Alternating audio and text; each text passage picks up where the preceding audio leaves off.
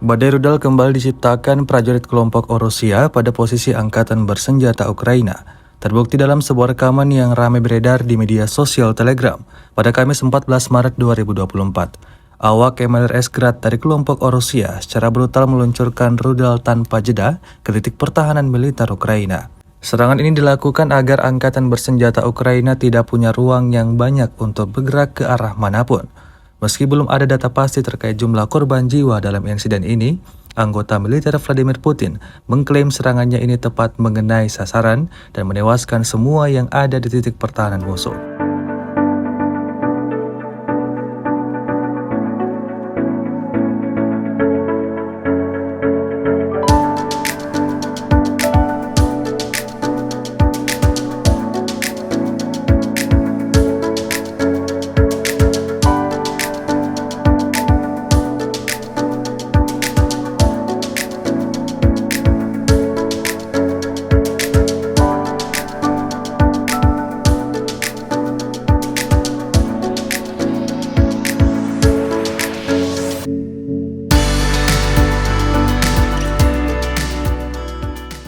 Download Tribun X sekarang, menghadirkan lokal menjadi Indonesia.